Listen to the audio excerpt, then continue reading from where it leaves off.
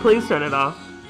Yo, this is your boy G, and this is the 18th episode of the Educated Black Siblings podcast. And that was the sound of the one, the only Taylor Swift. She's covering a classic. No. She's saying she wants me to remember, but I don't want to remember. I want to forget that. I want to forget immediately. Every part of that. Every single part. There's nothing good, nothing great, nothing golden about what just came out of that trash snake's mouth. What an intro. What an intro. I hate her with my whole heart. And I'm Lindsay, everybody. Hello. I'm the other half of the Educated Black Siblings. And I hate Taylor Swift. I stand by it. Got the tattoo, got the t-shirt.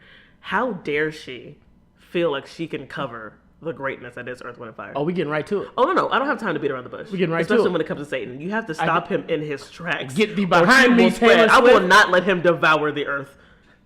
Do you understand? Or the wind, or the fire.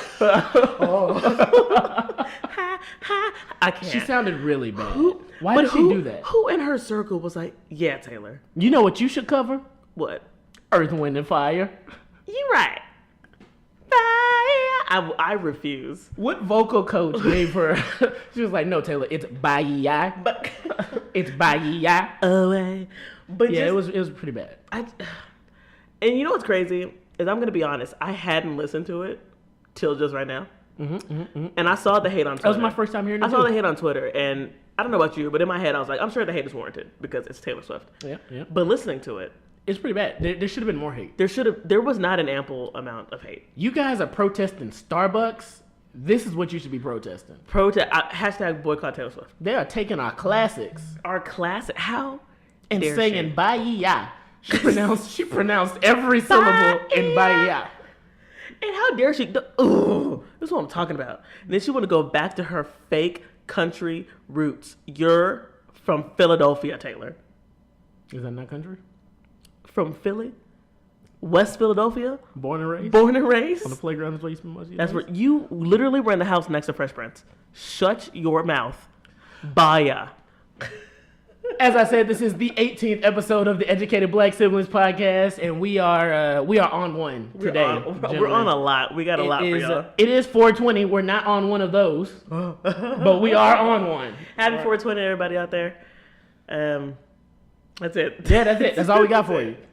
We'll be back in a fortnight. But no, thank you everybody that's been listening and interacting on the social media. We really appreciate that. Continue to follow us at the EBS Podcast on Twitter and Instagram. Got a new special thing for you guys. Special deal alert. It's not a deal. Special alert. Special alert. If you use Spotify, I do. Go ahead and go to your search bar, type in the EBS Podcast, and you will not find our podcast because Spotify has not approved us yet. But what you will find is a playlist. A playlist of what? A playlist of songs that the Educated Black Siblings podcast thinks that you, the listenership, should listen to. There it is. And we will continue to update that playlist every fortnight so you guys can be plugged into what we're listening to. And if you like some of the songs that we're listening to that we talk about on the podcast, shout us out on the Twitter. Or if you hate them, shout us out on the Taylor Swift song is not on there. So. Listen, that won't be anywhere near my podcast. But yeah, Gilbert and I talk about music pretty much every single week on this podcast. And we mention a lot of songs. So we're going to be uploading them to that playlist. If you like it, follow it. And let us know. Let's keep that conversation going because music makes the world go round. That's right. So on Spotify, just search for the EBS Podcast. You have to abbreviate it because they didn't want me to put Educated and Black together on Spotify. Wow, so Spotify. It is what it is. But what's going on with you, Lindsay? Nothing much, man. I celebrated a birthday this week. Oh, happy birthday. Thank you, darling. Yeah. Thank you. I feel a year older, a year wiser, if you will. And I'm ready to conquer the world. I can dig it, Daenerys. I'm not the mother of dragons. Okay. I'm the mother of dragon. I've got one. I'm not gonna be greedy. I can dig it. One dragon. What about you, Gilbert? What's going on? Man, I'm trying to get right to it, man. That's it. Like to the topics? Right to the topics, man. Okay, I like that. I'm not worried about me. I want to talk about Beyonce. Listen, because Beyonce set the world on fire. I don't think you really want to talk. Everybody about Beyonce. was talking about the Beyonce. Okay, here we go. Listen here, boys and girls, gather around. I've got a story to tell.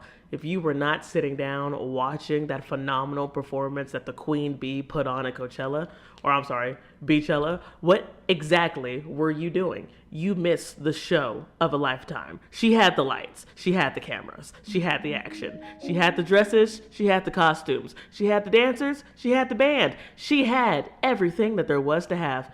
Beyonce rocked from the ceiling to the floor, the window to the wall. Beyonce was everything. Everything, everything, everything. That performance was everything. So I take it from that soliloquy that you enjoyed the Beyonce Coachella performance. With my entire being. A lot of people enjoyed that performance. Are you not one of them? I didn't watch it. Let me explain. Right, so I saw parts of it. Like, I saw the highlights. Didn't I send you the link? You did send me the link. I don't like watching live performances recorded. It's just that I just don't. You could have watched it live. No. You mean like if you're not there? I don't like watching like people perform. So here's the thing. I know that everybody likes music, but it's like I like the music. It's like I don't particularly want to see Beyonce perform. Like that's. But see, here's the thing. It's like I like the songs. Here's the thing. It wasn't just Beyonce performing to like played Beyonce hits. Like anybody that's seen Beyonce live or watched her performances knows that she adds twists to what she's doing. Right. It wasn't regular Beyonce music. Like she had a big band behind her. I can dig it. With remixes and medleys of her music. Oh, I saw it. But you didn't. I saw the clips. I saw the good parts. The whole thing was the good part. Okay. I didn't watch all 2 hours of the performance. But I heard it was fantastic. And I have a lot of respect for Beyonce for being able to pull off what she pulled off. Like I saw some music professionals, like some people that are behind the scenes in like production and all, like, and they were in awe of the fact that they were able to pull that off the way that they pulled it off. It seemed like a huge production. So, you sent me like a tweet from somebody that was talking specifically about the camera angles. Yeah. The fact that they shot that live. Yeah. And it looked like a full-on recorded performance. And it was literally a live Coachella set. But see, that's part of the reason why I don't like live performances usually, is because they always sound terrible. But they're not always Beyonce. Fair. It was 2 hours of greatness. And it was the blackest thing I've seen in quite some time. I can dig that. She sang Lift Every Voice. And sang. To a predominantly white crowd. And it was great when they did the crowd reaction shots and just to see them just looking and staring and not knowing what exactly to do in this time of blackness. It was phenomenal. Had a full-on probate, swag surfed, twerked it up with her sister, brought on Destiny's Child, brought on old Jay-Z. Can we talk about how old Jay-Z looked? He's pretty old. Jay-Z's got to be 50 now, huh? He's pushing it. Jay-Z old, man. So what was interesting to me is that again, I didn't watch the full performance, but I saw about 10 to 15 minutes of it, so I feel like I saw the highlights, right? Okay. It looked like a very good performance. The clips that I saw were amazing. And it led a lot of people to debate online if Beyonce is the greatest performer of all time, right? And I think that like the argument that people were running to automatically was, is she better than Michael Jackson? Which I thought was interesting. I think that says a lot about Beyonce in and of itself, that the person that you automatically run to is the king of pop. Yeah. Right? But I want to take I feel the same way when people say that as I do when people try to compare LeBron to Michael Jordan, right? It's like it's an unfair comparison. It's two different eras, right? Yeah. You can't compare. Like I guess, like if you look at the first Terminator movie today, okay, and then you go watch The Avengers looks way better than Terminator. Okay. Just because the technology is better, right? It doesn't necessarily mean it's a better movie. Okay. Right? So it's like when you're talking about, like, because I saw somebody saying, oh, Beyonce is a bigger artist and she has bigger impact, etc. Well, Michael Jackson didn't have Twitter.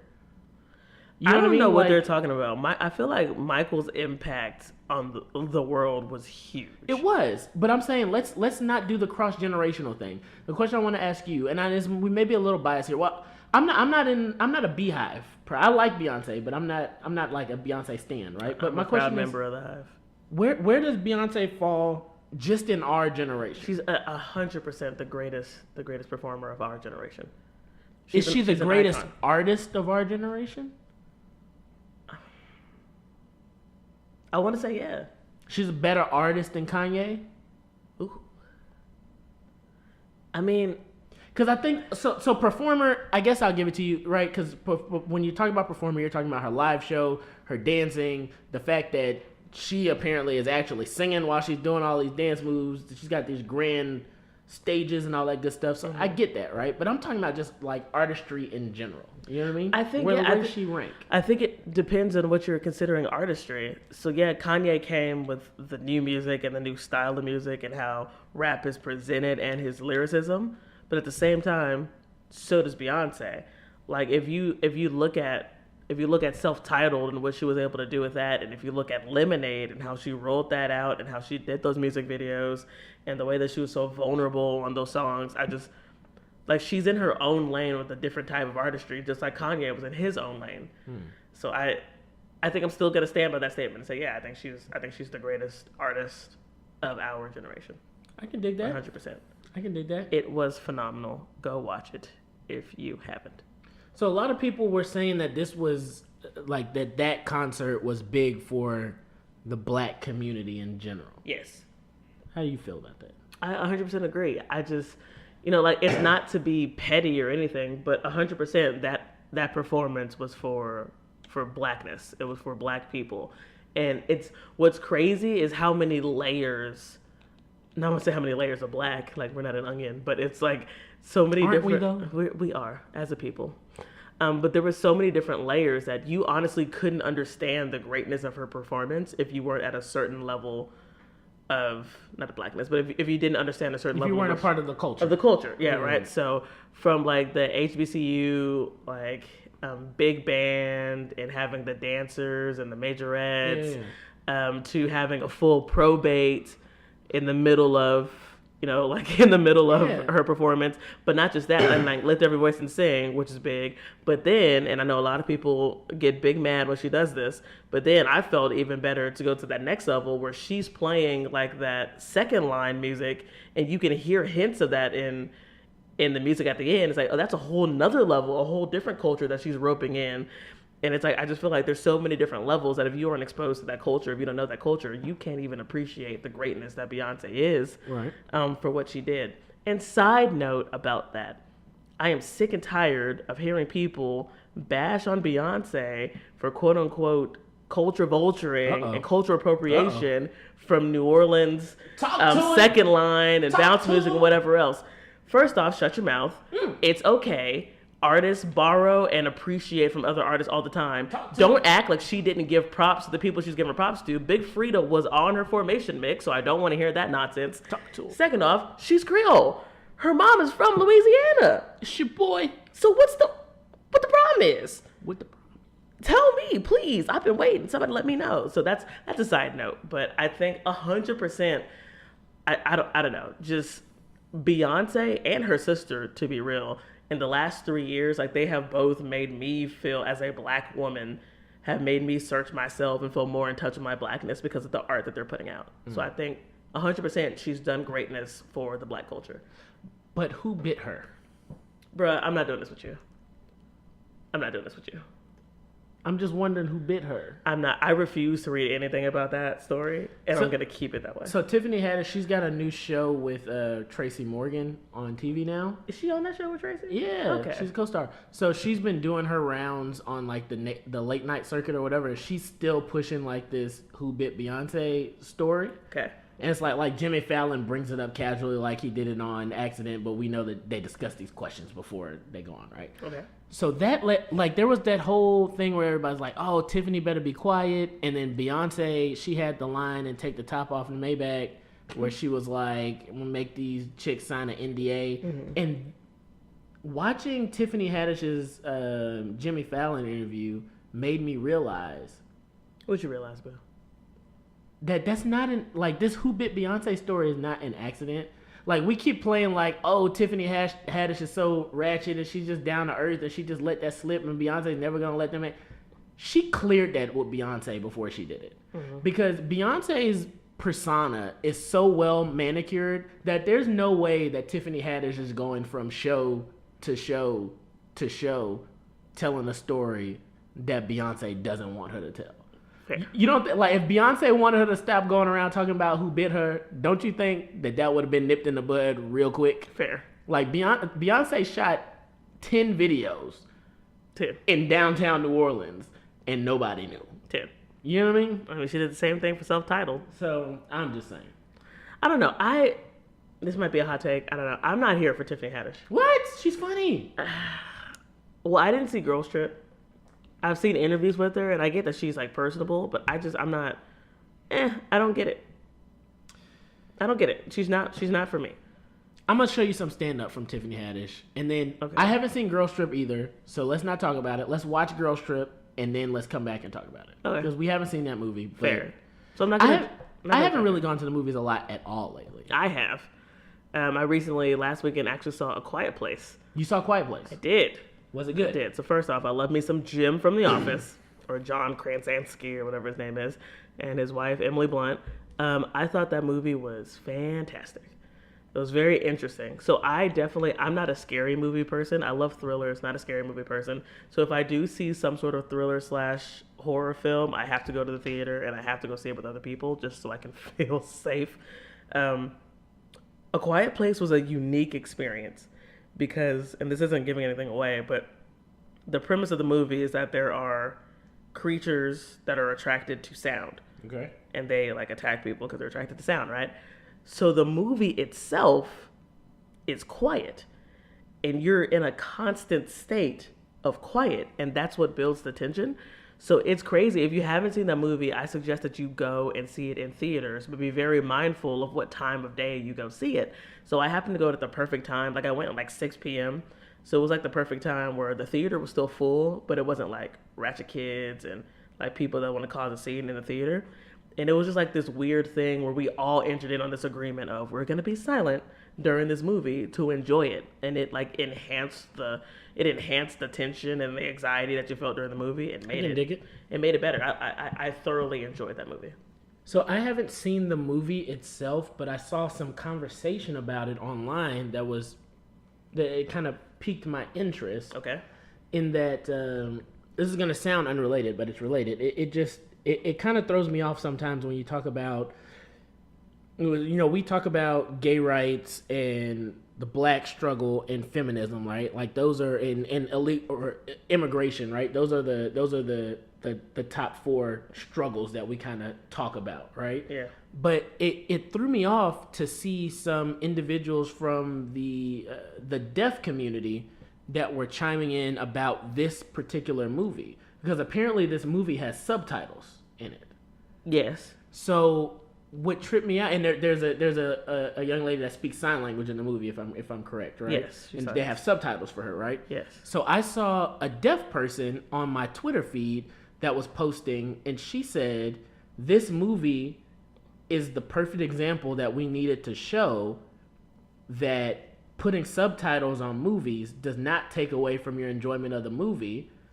And now we can finally move this cause forward. And I didn't even realize that there was a movement of people that was trying to get us to agree to put subtitles on movies in theaters. And it made me feel like this was the moment that I felt like, I'm not trying to sympathize necessarily with white privilege, right? Because I'll never know what that feels like. But it's like, I try to explain to white people, it's like, hey, you don't know what it's like to walk around and not be white. Yeah. Right? And when I read that tweet, it made me sad because I never thought about the fact that deaf people can't enjoy going to the movie theater to watch movies. Yeah. Because they can't hear. And I'm not saying that to be comical, right? I'm saying it like legit. That's deaf people watch movies, but they watch them at home with the subtitles on because we refuse to put subtitles. Like I Googled it. There's a whole like opposition movement where people are saying, no, that's going to take away from the cinematic experience to put subtitles in the movie. And no, it wouldn't. Like, there's a whole subset of people in America that, like, we could allow them to enjoy some of the same stuff that we enjoy by simply putting subtitles. It doesn't even have to be on every screen. Just have, like, if it's a major movie, special viewing like the Avengers, just have one of the 7 screens that's showing Infinity War have subtitles on it. Like, that wouldn't affect me. So it's like, I know that this sounds kind of out of place, but we always tell white people, hey, you guys need to take advantage of your privilege and speak out for us, right? Yeah. So it's like, I know this sounds crazy, right? But I want to do that for deaf people.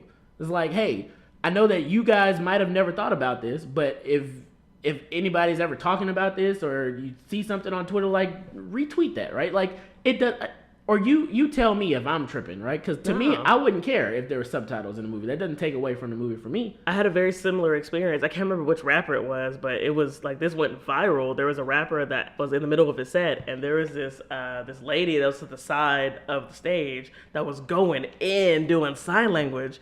And at first you want to like laugh and be like, what the heck is this lady doing? But then you realize it's like, deaf people, like, why should they miss out on music and other things? Like, they can appreciate lyrics. They can feel the beat and the rhythm and the vibrations of the songs. Like, they literally internalize that. Yeah. So like, in my head, it's like, oh snap! Like, I didn't realize that there's a whole subset of people that still want to go to concerts, that still want to listen to rap music, that still want to enjoy that. But I agree. I totally agree. I think that's something that we should pay more attention to, that we should speak out on more. Definitely. I'm there for that, and I like doing some subtitles. Get your reading on. I can dig that. Get your reading on. Starbucks. No segue. Just straight to the Starbucks. To it. Man, Starbucks.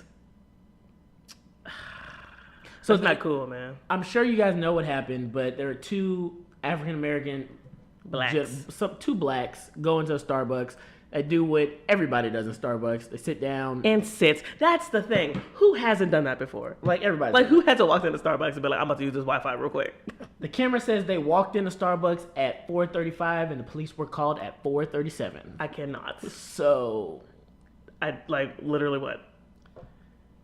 So anyway, you guys know the story, right? So these guys get handcuffed and because they didn't purchase something. So because they were black? Because they were black, right? But what I want to talk about is the boycotting that the black internet seems to like to do, right? Anytime something happens, we're like, hey, boycott that thing, right? Mm-hmm. So my thing is, I get it, right? Boycotting works. The black dollar is powerful. I got you, right? In a case when we're talking about boycotting the NFL, right? Because there's a clear systematic movement to say, hey, Colin Kaepernick, if you're going to express your First Amendment right to protest, we're not going to let you play. Okay. I get that. Protest the league, right? But when one employee of a company where, if you do your Googles, Starbucks does a lot for the community. A whole bunch. So when one individual in a company does something ridiculous, why is it that we're boycotting Starbucks? We don't know. Especially when you see Starbucks reply, and this is what really made me upset, right? Okay. Starbucks comes out, they apologize, and then they make a bigger gesture than I've seen most companies ever make, right? They say, hey, we're going to lose. I want you guys to remember this, right? Don't, because there's a lot of people that are kind of minimalizing the fact that they're going to shut down 8,000 locations. But that means that they are not open. Do you know how many people go to Starbucks? Do you know how much money that is? They're saying we're going to lose money. All the money. So that we can do diversity. And yeah, it's just one day of diversity training. I get it, but that's more than the rest of America has. Right? And it's like people are upset. They're saying, oh, that's not enough. Like, shut up. What's wrong with you? You know what I mean? Like, we talk about all the time, we want people to stand up, use your privilege, talk about injustices, do this, and that. And now an entity, a company. An entire company. Is doing exactly that. And y'all still have the nerve to be upset about it? It's because we're more reactionary than anything. It's crazy. Like, I don't think that people are investigating facts and they're not really being objective when it comes to these things. It's like, oh, you did this thing? Oh, triggered. Here I go. Boycott this, and that. And I'm not boycotting Starbucks. Well, I don't drink Starbucks. I've already been boycotting Starbucks. I don't drink Starbucks, so it's fine. But I appreciate the gesture, and shame on you to the person that called the cops on those 2 men that were waiting. But this story illustrates something that I've talked about on this podcast before. It's a perfect example of how uncomfortable it is to be a black man in America. Mm-hmm. Because this story did not surprise me. What surprised me is that the two young black men didn't buy a drink before they sat down.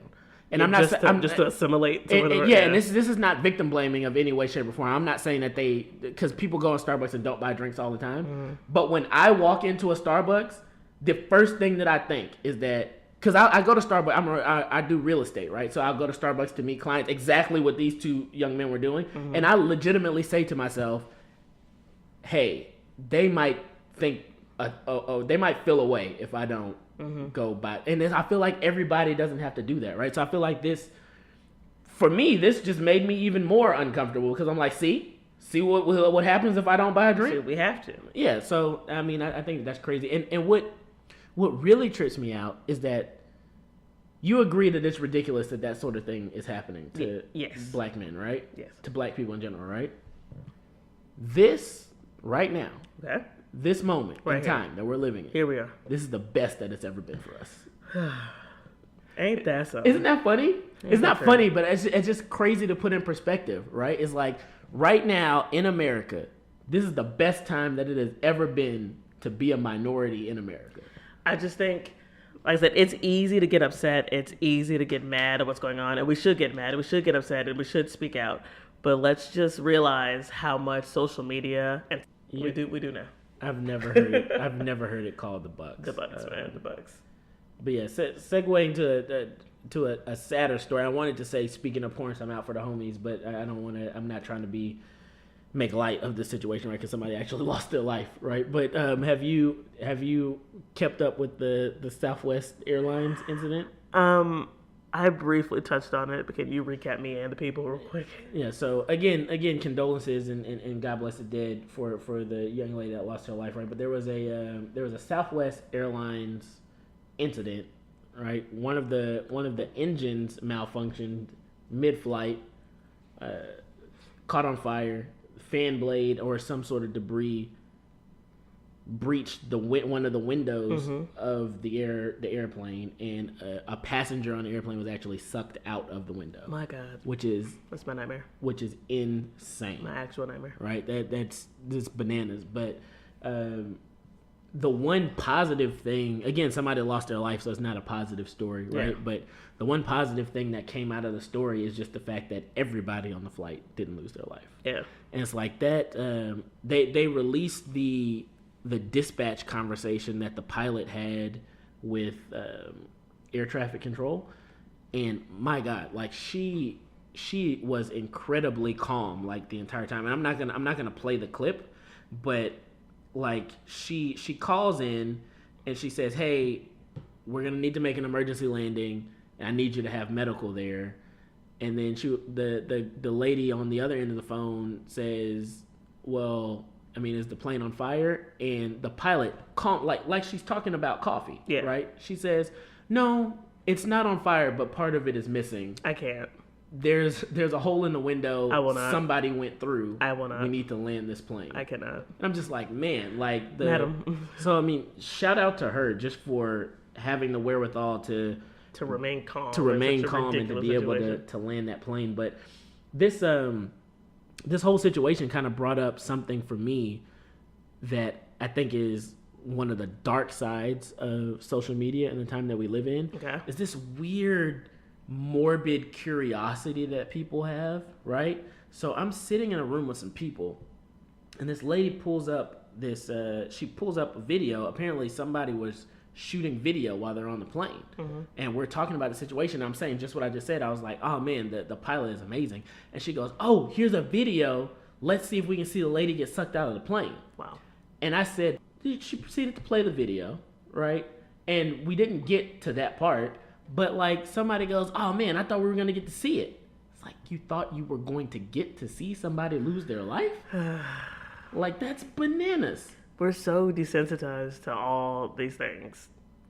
It's like we share videos online of people literally dying. Literally losing their lives. It's bananas how desensitized we are to stuff like that. But I mean, I guess it's just like the whole car crash scenario, like to the next level. Yeah. Where everybody slows down and you want to turn your head. And, rubbernecking. You know, and it's just that curiosity that gets you. But now it's I don't know. I always feel some kind of way when I see those videos being shared and retweeted. It's like, can we not? Like, can we have souls for a second, people? Really? Calm down, Twitter. It's crazy. It's what else. What else is going on? NBA playoffs.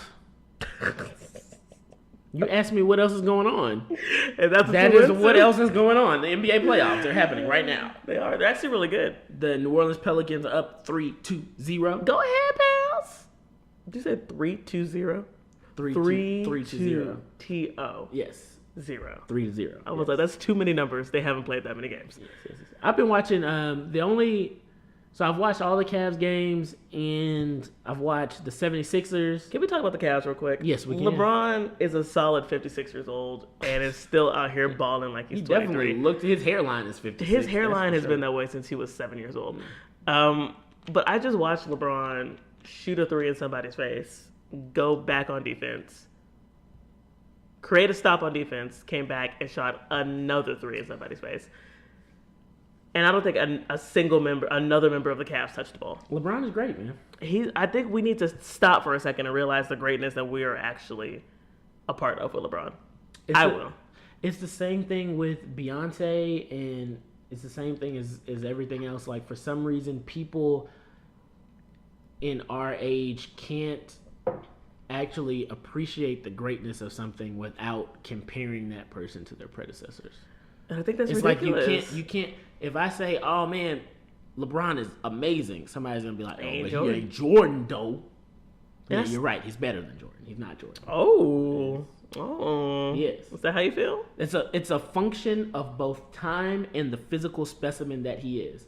The people that play in the NBA are better than the people that played in the NBA 30 years ago, because that's how time works. So here's the question, Gilbert. When you look at hold on. When you look at Jesse Owens, the slowest person on the U.S. Olympics track team is faster than Jesse Owens. That doesn't necessarily mean that he's better than Jesse Owens. It just means that over time, athletes get better. I'm sorry, LeBron James is a better athlete than Michael Jordan was. It's just a fact. It's just a fact of nature. It's just true. Pickup game. 2 people left.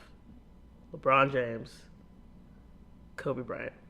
Why would you do that? Who you pick? Because I know you. We were talking about because Jordan. I know you. Who you picking? Why would you do that? Who are you picking?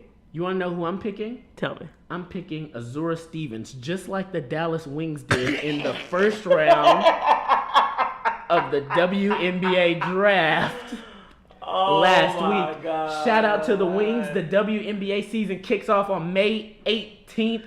Dallas Wings versus the Mercury. Somebody go ahead and give this man an award for his commentating skills. I'm just saying, man. This is the official. You heard it here first. This is the official. This is the official home of the Dallas Wings. This is the Dallas Wings podcast. So shout out to the WNBA. Did you watch the WNBA draft? Dang. The state of hip hop right now. I don't watch any draft. So check this out. I don't watch the NFL draft. I don't watch the NBA draft. I don't watch the WNBA draft. Does the MLB have a draft? I don't watch any part of the MLB. I don't watch the Oscars. I don't watch the Academy Awards. I don't watch any show in which the output is a list that I can just read. That's real smart. Like, you know what I mean? I'm not going to do that. Speaking of something real quick to touch on it. MLB. Who is out here watching baseball? I need to know. Man, they've been fighting. They have been fighting. And that's the only time I've ever cared about baseball. Like, to watch somebody get nailed with a 90-mile-an-hour fastball, I'm there for that.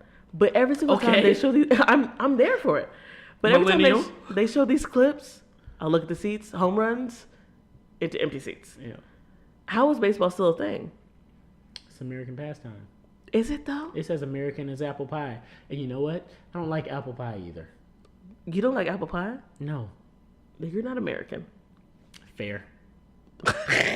I'm Wakandan. Hey. Yeah, it is what it is. The distinct of the... Okay, I'm sorry. Okay, I'm not doing that. So rap. I enjoy rap. Rap like hip-hop. Like hip-hop, yes. Okay.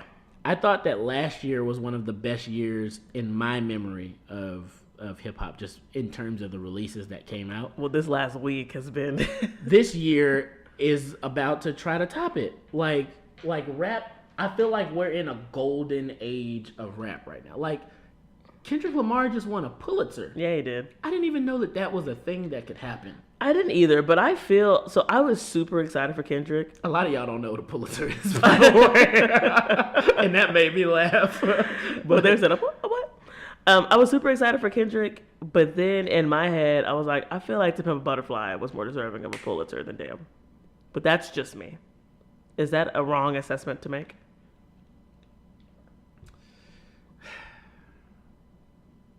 I don't. Because is it achievement just by like records and sales, or is it achievement by like social? Ask me the question again. Relevance. Do you think that To Pimp a Butterfly was more deserving of the Pulitzer Prize than Damn? Man. Because I do. To Pimp a Butterfly was an amazing album. It was an amazing art piece. I mean, the Pulitzer it's technically about. Man, I don't know, man. Damn is a great body of work, man. But you're right. If I were to line up all of Kendrick's albums, right, and you were to tell me, hey, he's gonna win a Pulitzer for one of these albums, I probably would have guessed To Pimp a Butterfly. So yeah, I'm with you. So I think that's crazy, but that's not to take anything away from Kendrick. We still proud of you, boo boo. Shout out to you. Congrats on your achievement. Yeah. Whoop whoop. Black excellence. Do you care about Janelle Monáe? Not particularly. Okay. I think her music is cool. I mean, she dropped a song, and I feel like the internet didn't care. She dropped a couple. I don't know. All right, it's all right. Like I don't. I ain't worried about Janelle Monáe. There's two. We're dancing around it, right? But there's two things that happen, right? Let's get to it. Nicki Minaj dropped some songs, and J. Cole dropped some songs. Which one you want to talk about first? We're gonna talk about both of them. Which one you talking about? Let's talk about Nicki Minaj first. All right, Nicki Minaj. So she dropped two songs. She Chung Lee, and she dropped Bobby Tings. So let's talk about all this cultural appropriation that Nicki Minaj is good. What? You didn't think Chung Lee was a little bit? What's she? What culture is she appropriating? Street Fighter? I mean, oh, you are appropriating Sega. You better. Wait, what are you talking about? Yo, Chung Lee go hard. Chung Lee is that's a hard record, man. Really Nikki, I want to say thank you because for dropping bar. I'm sorry, Lindsay, but just for spitting. We were worried, Nikki. Yes, we were panicked. We were nervous. Everyone was nervous. But she was rapping on Chung Lee. You came out with the bars, Nikki, and we appreciate Clap it. For you. We're ready. So don't drake this up, Nikki. Don't you do it. When you drop that album, it better be 12 plus songs of you spitting bars. I don't want no starships. I don't want no pills and potions. I want bars on bars on bars. So I really enjoyed Chung Lee. I didn't like Barbie Tings as much because I didn't like the beat. I liked the lyrics. If she would have spit it over a different track, I would have liked it because she dissed both Remy Ma and Cardi B on that song, and I love it. And a lot of people missed it. You have to pair it with her Zane Lowe interview, right? On her Zane Lowe interview, she specifically said that the reason that she didn't shoot the motorsport video at the same time as Cardi B is because Cardi B now has the same hairdresser as Nicki Minaj, and the hairdresser wasn't available for Nicki Minaj that day, right? So on Chung Lee, she specifically says, you out here trying to take my style. Like, she has a whole bunch of little subliminals about style and taking style, etc. That was clearly at Cardi B, and I love it. I love how petty Nicki is. I love rap beef. I'm ready for it. And while I'm talking about Nicki versus Cardi, yes, Nicki versus Cardi is a thing. Yeah, it is. And it has nothing to do with the patriarchy or misogynist or, like, I hate this argument. So, oh my God, stop trying to pit two female rappers against each other because there's no. That's what rap is. This is just rap. People have been saying that Kendrick Lamar and Big Sean were going to be for the last 5 years. Like, rap is a competitive genre of music. Iron sharpen iron. That's what we do. Like, Nicki Minaj, like, it just frustrates me when people, oh my God, you're pitting. No, Nicki Minaj, in every single song that she has made for the last, of course it's hyperbole, maybe it's not every song, but most songs that she made, she has the line, you be words on my sons. Like, she is inviting that energy into her life. Well, right? Here we are, Nicki. And it's like, you can't, when you're the only female artist on the block, you can make little phantom jabs like that. Mm-hmm. But now that there's another female, when you say stuff like, oh, I'm better than you, you my son, you stealing my style. You gotta back it up. It's not that you have to back it up, but it's like, I'm automatically gonna, okay, she's clearly talking about somebody, right? So it must be the other person. But no, it is okay that we're pitting Cardi B and Nicki Minaj against each other, because that is what rap is. I like the energy, and I think she does have to back it up, and I think that she is going to back it up with this album. I think everybody's on the same page where Nicki was going to drop music. Like, she had dropped a couple of songs. She clearly was going to drop an album, and Cardi came out with Bodak Yellow, was like, nah, Lil B, you can't F with me if you wanted to. And Nicki pulled that release date back, and she's like, I'm going to wait. I'm going to sit in the wings. And when Cardi dropped, I'm going to come through. Yeah. I'm going to come through. And I'm here. I'm excited. This is the first time in a long time that I've been excited for what Nicki is about to drop. But like I said, don't drink it up. I don't want no ballads. Come through with the heat, Nicki. I'm ready for it.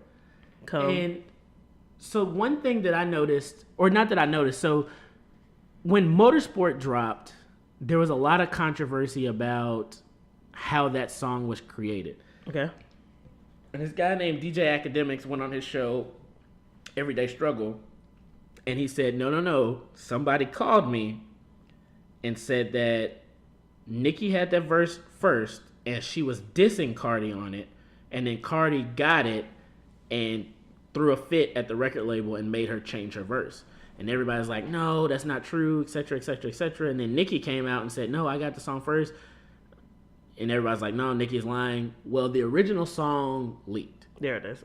Quote unquote leaked. And no, Academics, everybody was talking about it, and Academics was like, all right, if y'all gonna question my integrity, I have the song. I'm just gonna play the song. And when I love Cardi B. When I heard the song, obviously we don't know what happened, but I heard the original version of the song, and she does say Cardi B's name. So now the narrative of Cardi B saying, hey, I'm not going to be on this song if she's going to talk about me on it, we don't have anything to confirm that, but it now seems more plausible, right? Yeah. If that really happened, I lost a little bit of respect for Cardi B, because the bar is not that, she's not... It's not a solid diss. Like, Nicki Minaj came out and said... But she said her name, though. She said, if Cardi the QB, then I'm Vince Lombardi. I get it. Okay. I get why you're like, oh my God, this B said my name, etc., etc. But that's not even a diss. Yeah. Shether was a diss. Yeah. Like, where Remy at? And to be honest with you, like, you can say that Nicki was being petty, but if you're saying, if she the QB, then I'm Vince Lombardi, I mean, Vince Lombardi's legendary coach, she could be saying, hey, we're on a song together, I'm trying to show you. Yeah, there's multiple ways that you could I'm trying to show you, but could have spun that. But if Cardi heard that bar and was like, and went to Atlantic and was like, you got to change this right now, etc., etc., I'm a little, come on, Cardi, like, that's light. I don't think Cardi did that. So all I know, well, you know, is that there's a version of the song with Nicki Minaj saying Cardi B's name, right? And then Cardi B comes out in her interviews and is like, oh, I never heard her verse. But the verse was changed. And the only thing that's different about it is that Nicki doesn't say Cardi. I'm Team Cardi B. So, whatever. Bobby Tings. That's my Roman. All right, big and head. Oh, come on, bro. All right, I'm done with Nicki Minaj. J. Cole. No, I'm not ready to go to J. Cole yet. Drake. Scorpion? Drake, and how do you feel about the Scorpion announcement? Again, Drake, you're not going to get me until this mug drops. This album about to be fire. Cash Money taking over for the 99s and the 2018 thousands. Don't let him trick you, Gilbert. He does this every time. He's going to come out with another R&B album. Drake is the top R&B artist of our decade. Bro, you're a hater. But he's not an MC. What did you just say? You heard me. Did you just say that Drake isn't an MC? You sound really silly right now. Do I? Yes. Drake is a great artist, and I think it's very silly to say that Drake's not an MC. Drake is one of the best rappers that we have. Like, Drake is very good at rapping. He just likes to sing as well. Him or is a ghostwriter. It is what it is. But he announced that his album is coming in June. I'm ready for it. A bunch of people were saying that the name Scorpion is sassy. And I didn't get it, but like I've heard multiple, like everybody was like, Scorpion. Who? A bunch of people. Okay, well they're stupid. Like a bunch of people. Scorpions are terrifying. They are terrifying. They strike. I wish I could have saw the actual hand motion that Gilbert just did with a scorpion. You know who else is supposed to be dropping? Who? Kanye. Jesus. Kanye will be dropping a book album this summer. Stop. He said that his book is his tweets. Yo, so Kanye been tweeting the book, and I've been reading every single one, liking them all. So Kanye is dropping 2 albums. One with Cudi. So he's dropping a 7-song album with just him, and he's dropping a joint project with Cudi. Charlemagne actually went to the studio. He said this on his podcast, Brilliant Idiots, and he said it on the Breakfast Club as well. He actually went to he flew out to California. He went to the studio and he heard the songs. And if anybody listens to Charlemagne, you know that Charlemagne has been openly critical about Kanye and his music. And even he was saying it's dope. And he said that Kanye is back on his all falls down conscious type Kanye stuff. And I'm there for that. So I'm interested to hear that. I want to see what that sounds like. The last couple pictures that Kim has released to Kanye, he was looking like he was deep in the sunken place. Yeah. So I'm ready for Kanye to come through with the music. Yeah, man. And bring people what they want. But what about Cudi though? Are you checking for another Cudi album? Man, there was a time where Kid Cudi was one of my favorite artists, man. Man on the Moon. Oh, yeah. Man on the Moon is one of the best albums. It's one of my favorite albums.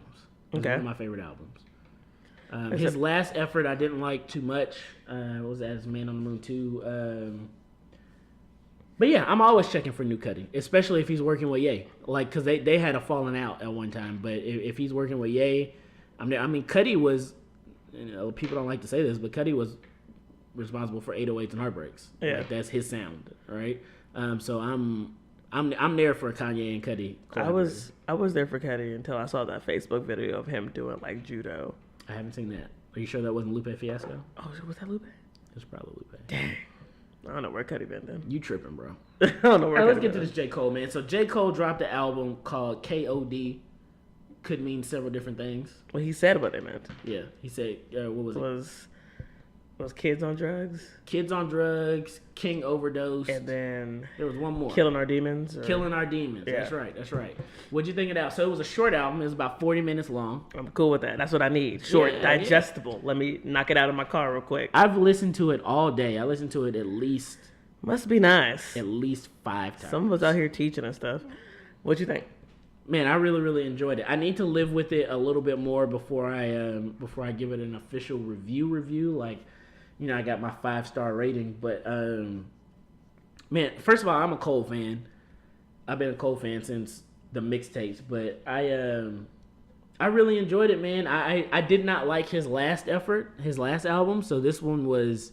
Wait, what? You didn't like his last album either. You want to know how I know you didn't like it? Because when I said that, you immediately thought about Forest Hills Drive. Oh my God. Wait. Yeah, it would be blasphemy if I said I didn't like Forest Hills Drive, but he had another album after that. For Your Eyes Only. Oh my gosh. Yeah. See, you didn't like that album either, did you? Oh my God. That was the one where he was talking about the daughter and all that. My neighbors think I'm selling dope. Hey, how did I forget about that whole album? I want to fold clothes for... Yeah, he has a song about... He has 42 bars about folding clothes on that album. I legitimately forgot about that entire album. You did. Oh my God. So I didn't like that album, but this album is fantastic.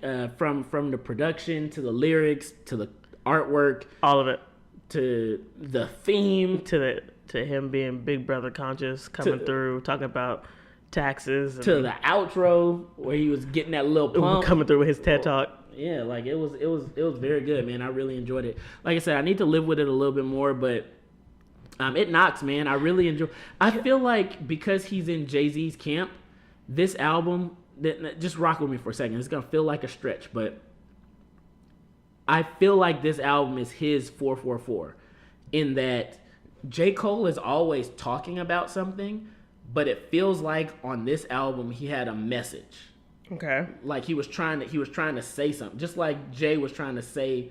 Like, he had his individual songs where he's telling his story. Okay. But the overarching theme, there was a theme to 444. It was black excellence. We need to pull each other up. Like, J. Cole, like, this album was about mental health and addiction. And staying away from it. And to a generation that we need to hear that. You know what I mean? And it's just like, hearing him talk, like, being open and I'm loving that about my generation right now, right? It's not something that I've gotten to the place where I'm like super comfortable talking about it like in front of people, but it's like people are really, really open in the millennial generation right now about talking about mental health. And I think that's really, really important. Like that really helps. That helps me. You know what I mean? When I hear people talking about that. Same.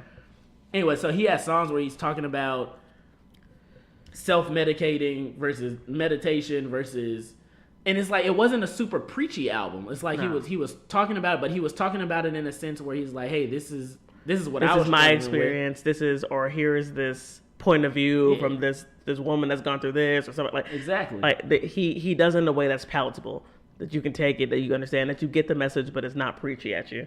And I loved it. And plus, the beats go hard. They do go hard, and he even had some good advice for Kevin Hart. Can we talk about that track real quick? He's got a song called Kevin's Heart. That was literally him giving the story of Kevin Hart. It's hilarious. But the question is Kevin mad? And does Kevin get royalties off of that song? You know Kevin is mad, and Kevin doesn't get royalties because he spelled it heart like the organ. Oh. Yes. Smart, Jay. You're smart. I listened to that song and laughed hard. Poor Kev. Yeah, man, but I really enjoyed the album. Standout tracks for me, ATM, Motivate, Window Pane, Friends, and the outro. The outro was fantastic. I really love the way that he dissed Lil Pump because he did it in a like he approached it like a real OG. And it's like he wasn't down in the young culture. He said the same thing that I said. It's like y'all can talk about Tekashi 6ix9ine if you want to. Stop acting like you didn't listen to the Yin Yang Twins when you were 17. You know what I mean? I don't think that's a fair comparison. It is. Okay.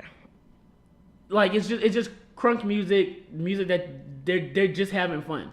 Like it's a 16-year-old child. What do you want? Like Lil Pump just turned 17. Yeah. Like what do you expect him to talk about? He hasn't lived life. Fair. He doesn't even have a driver's license. You know what I mean? Fair. But then he got at him. He was like, but don't ever say my name in rap again. Calm down. So I thought that was dope. What I didn't like about this album is that the last song in the title, it says intro to the Fallout, which makes me think that there's another project coming. And I don't appreciate this.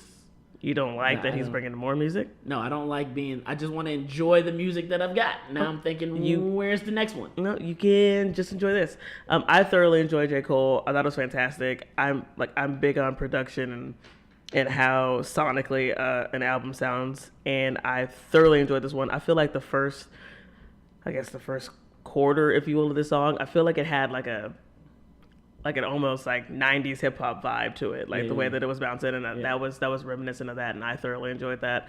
Meditate is my stuff, and there's multiple songs that I know it's like a cheap production trick, but there's multiple songs where they hold off before they drop the beat. Yeah. And then like 60 bars in, they drop that mug, and I was there for it. And Meditate catches me every single time. ATM is a bop. I'm there for it. I love the content. Cool, J. Cole. Gilbert messed me up because I didn't realize that you had dropped a full entire album that wasn't for a sale drive. So I'm a little bit mad about that, but I'm here for it. And if he drops another one, I'm excited. That's music this year, the rap game, hip hop this year has been banging. It's going to keep banging.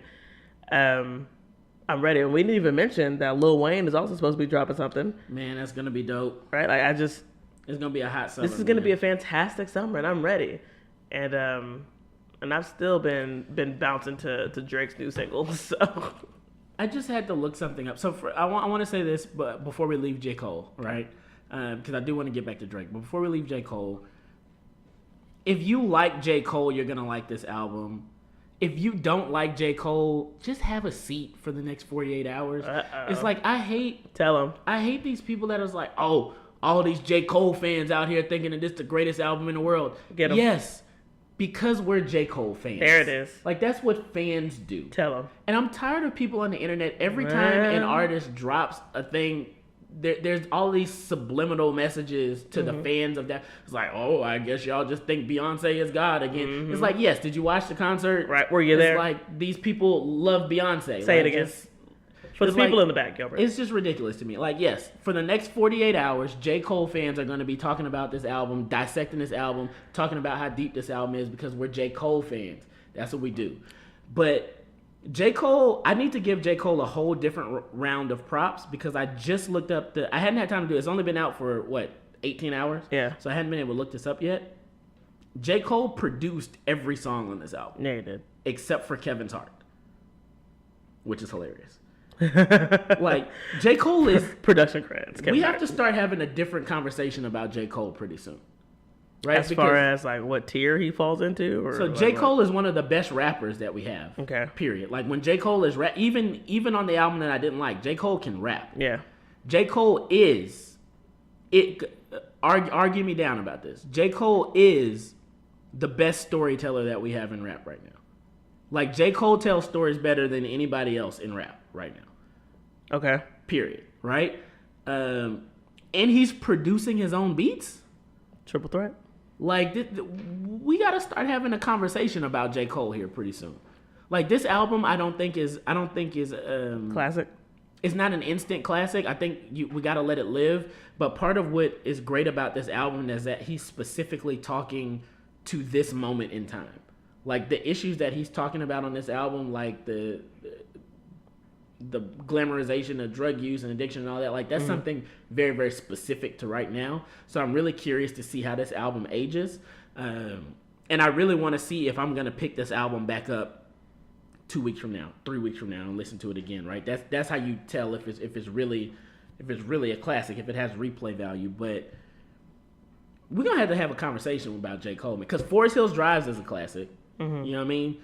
So we're going to have to this guy can rap, and he's producing his own stuff. So we're going to have a conversation about it. Real quickly before we leave this, kind of to tag on to what you said earlier with the Black Joy Police on Twitter and everybody else. Y'all need to shut up. Y'all need to sit down and shut up. And let us enjoy and live in this moment. Like, we are literally, like, the Reconstruction period in our country in the 1920s and the Harlem Renaissance is something it's one of my favorite time periods in life. And I feel like right now we are almost, like, I mean, not to be extreme or whatever, but I feel like we're living in another Black Renaissance, if you will. Oh, yeah. Like, the amount of Black art that is coming out and allowed to thrive currently in the last 5 years. Like, we're living in a golden age, not just hip hop, not just rap, but literally in music and movies and literature. Like we out here thriving, y'all, and kicking tail. That's a fact. So why are we cutting each other down? I can dig that. Shut up, Black Twitter. Shut up and let us enjoy. Let us build each other up and let us bask in this moment of Black excellence. We've got enough. Starbucks is literally calling the cops on us for trying to get a frappe. It's not a frappe. Not a frappe? A caramel macchiato cappuccino. Shut up and let us live. Let us breathe. Let us meditate. I can dig that. That's one thing that I've got to do better about, because I don't. Is there a song on this album called Meditate? Meditate. And it's meditate with an 8, son. Motivate, Jesus. Motivate. I'm sorry, because Cole mentioned a lot of meditating. But he did talk about. But there's meditate. also the motivate. I wasn't trying to call you out, but I was looking for the song. I was like, we're gonna go back. Did I miss a song? I meant motivate. I can dig it. Not meditate, but he talks about meditation. So I can dig there's that. I need to meditate right now. It's been a long week. So one thing that all of this comparing people has really done for me, like specifically Beyonce. Everybody was comparing Beyonce to Michael Jackson this past week, which again I think is a ridiculous comparison, but people were doing it. And I started saying to myself, do I really even mess with Michael Jackson like that? You better shut your mouth. Hold on, let me finish. Okay. Let me finish. I'm sorry, I jumped ahead. I asked myself, do I even really mess with Michael Jackson like that? I said self. Name your top 5 Michael Jackson songs. I bet you did, didn't you? I tried. And I got it down to like 15. I didn't even know that This fool said I got it down to 15. I can, without even Googling it, I was able to just name 30 Michael Jackson songs. And Michael is the GOAT. I don't even like Michael Jackson like that. Okay. And I was just like, man, that's crazy. So without further ado, all right, we didn't announce it at the top of the podcast. This is the week number 2. Sorry, y'all, that we didn't do this. But our top 5 today is our top 5 Michael Jackson songs. So I'll go ahead and say that Michael is one of those artists. I don't forget about Michael. Michael is 100% my favorite artist of all time, but he's one of those that, like, you don't bring him up in everyday conversation because unfortunately Michael passed, but he's the greatest of all time and he's hands down my favorite artist. But I'm excited for this top 5 just because let's have a second and be black. Even though Michael stopped, let's be black and let's talk about the greatness that was Michael Jackson. So Gilbert, you got some honorable mentions? I do have some honorable mentions. My honorable mentions are They Don't Care About Us. All I wanna say is that Don't Stop Till You Get Enough. Okay. And Human Nature. It's interesting that that's the route you took there. I'm surprised. So I've got a lot of honorable mentions. Not really a lot. I've got 5, 6. I can't count. So we got a top 5 and you got 5 honorable mentions? Listen, this was a very difficult list.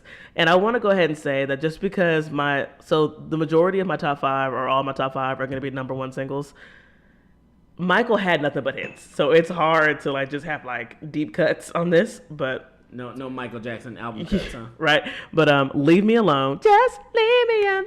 I used to walk around as a kid singing that song. I know. I listened. Stranger in Moscow is a random song, but I love that one. It's real chill. Was that a number 1? No, that wasn't. That's why it's an honorable mention. Like an album and that video is really weird. It's like Michael walking in a crowd of people, and they're doing that weird thing that everybody was big on in the 80s and 90s, where they speed up everything around an object and focus on the person moving. Time lapse. Yes, time lapse. There you go. Stranger in Moscow.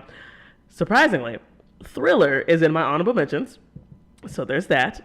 We can talk about that later. Human Nature is also in my honorable mention. And last but not least, Scream. And I am still mad because I have always wanted to do a parody video of Scream. And Gilbert refuses to get on board. I don't know that was why. The one he did with Janet. Are you kidding? That was the one he did with Janet. Yes. Yeah. Why you say that with a question like you ain't know? I forgot about that song. I hate you. That was the one where they're in the crazy people spaceship. The crazy people spaceship. It was like a spaceship with padded walls. Yeah. Anyway. And they were screaming. My number 5. Here we go. Dirty Diana. Dirty Diana. What's interesting about Dirty Diana is that I really enjoy the Weeknd's cover of Dirty Diana. It was on Trilogy. Yes. Oh, I know. Like, it's really good. The Weeknd is fantastic. But he's not Michael Jackson. He's not Michael Jackson. That is true. I really enjoy that song.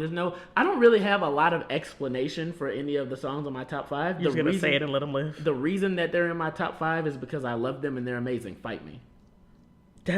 Who's mad? Right? Who's mad? I'm not the one. So yeah, my number 5 is Dirty Diana, which also has an amazing video. Michael has great videos. Michael is the king of pop and the king of videos.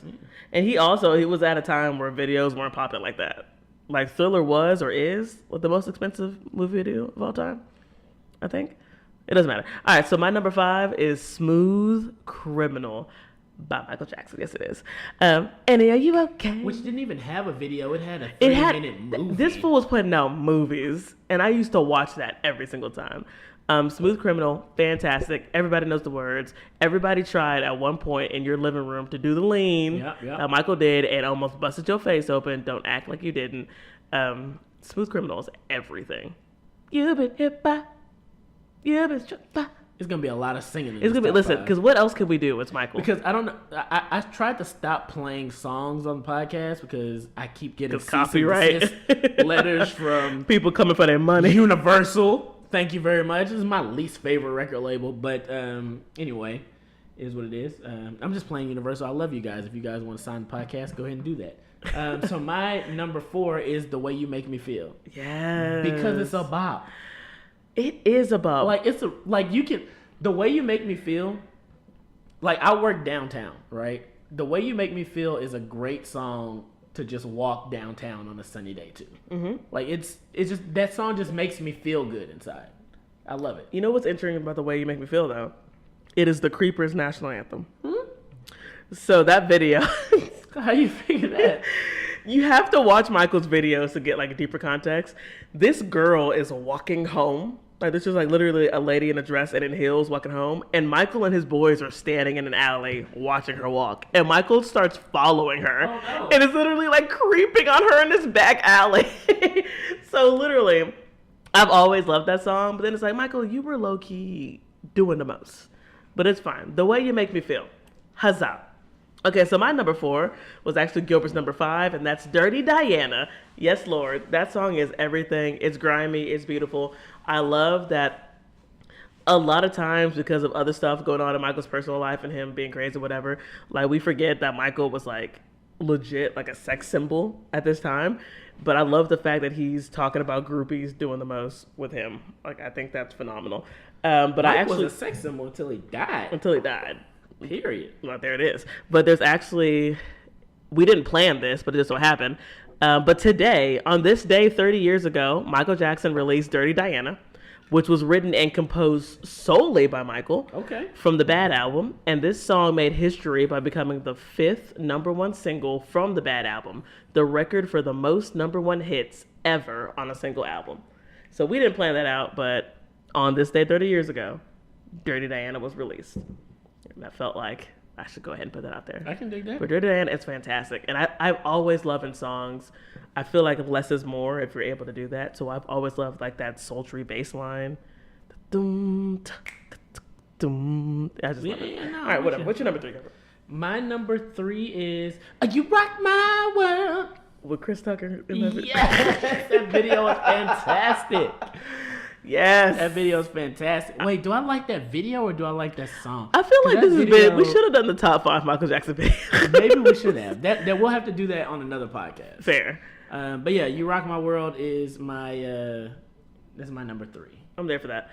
To piggyback off of that, so from the same album, which is Invincible, my number 3 is Butterflies by Michael Jackson. I love this album, this song, and that song that Gilbert just mentioned, because Invincible came out in like 2001. So I was like well old enough to know what Michael was doing, and he was still dropping hits in the 2000s. Like, people forget that. People sleep on that album. That album was the #1, but Butterflies is everything. Butterflies. He was dropping hits in the 99s and the 2000s. And the 2000s. Yes, he was. But I love Butterflies. I also love Marsha Ambrosia's. She wrote that song. Yeah, she did. She wrote that song. So I was going to say her cover, but I love her singing that song as well. Her reference track. Her reference track, if you will, because I won't. Her reference track of Butterflies is fantastic. So that's my number 3. All right, what you got, Gilbert? One of these days, we're going to have to talk about Marsha Ambrosia's. I know we've mentioned her before.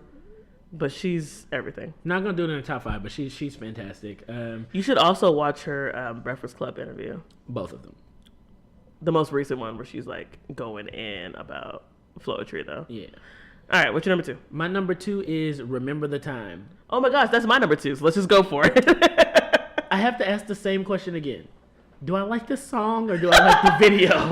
So again, because that video is fantastic. So again, it's not a music video. It is a 30-minute long production with Eddie Murphy, like all these top stars. But music-wise, Michael made me realize that scatting is still a thing that needs to be a part of our everyday lives. Did you just say scatting on my podcast? Bop, bop, bop, skip it up, do it up, bop. Would you mind doing that again? Don't you dare sit there and listen to my voice playing in your beautiful ears and tell me every time, remember the time this has come on, that you don't bop out with the scoobity bops. Scoobity bop, bop, bop, bop, scoobity bop, scoobity bop, bop. If you tell me that you don't scoobity bop, you are lying to me right here and now. All right, that's quite enough. Do you remember? I don't want to remember this time. With all the scatting. What you're not gonna do is judge my scatting, Scooby Doops. You're right. There was good. It was good. Your scatting was. You're a good scatter. You're an excellent scatter. What's your number 1? My number 1 is Rock With You. Is that really your number 1? I wanna rock with you all night. I like that song. That's a real smooth song. And I like the bops. I like the bops. I like the songs that I could put in my headphones and just walk downtown to, like just walking on my way to the car, like Rock. Because that's what I think of when I think of Michael Jackson. Like Rock With You is such a summer bop. I love it. Is that what you're going to be bopping out to this summer? All summer. Rock With You? Every summer I listen to Rock With You. Anytime I see you, you better be listening to Rock With You. Already. It's going to be like the only songs that I'm playing this summer. I got 3 songs. You ready? Rock With You, Big and Head. I was about to say. And Nice for What? Bet. That's it. Chung Lee don't make the list? No. Not for my summer list. Not for the summer bops? All right, my number 1 is the one, the only, the iconic Billie Jean. Billie Jean. You like the songs about groupies. Yeah, because I think somewhere deep down, you're a groupie. I'm definitely a Michael groupie. When Michael died, my mom and I sat in mourning for a solid week over it. Like you had already moved out. I was home for college. Literally, like the lights were out, the blinds were closed. We were in mourning. Like I am a Michael stan. But Billie Jean, first off, again with the bass line, revolutionary. Everybody identifies that bass line immediately. But when it comes to the video and the performance, Michael Jackson changed the dance game when he busted out the moonwalk to this song. I think it was in like 1980 something. I can't remember where he was. I should have looked it up. But bust out the moonwalk to this song and forever changed the dance game. Because again, if you're listening to me through your ears, how many of you have not tried to moonwalk your tail in your high tube socks across the living room floor? If you haven't, let me know. Lies, okay? You have. Billie Jean is everything. She's not my lover. She's just the girl that says that I'm the one. But the kid is not my son. That's messed up. Don't ever do that. Oh! Okay. So that's our top 5. Our top 5 Michael Jackson songs. What else you got? And videos, technically. So, again, just thank you guys for tuning in to the Educated Black Siblings podcast. We appreciate all the love that you've been showing. Retweet the podcast. We're going to tweet out the episode like we always do. Follow us at the EBS podcast on Twitter and Instagram. And don't forget to go look up the Spotify playlist so you guys can check out the songs that we're listening to. I see you more like beauty queen from movie scene. I said to my We'll be back in a fortnight. This has been the 18th episode of the Educated Black Siblings podcast. The Educated Black Siblings podcast. I'm on the podcast right now. Yeah. I'm black and I'm proud and I'm a sibling and I'm loud. That's all I got. I'm sorry. Holla.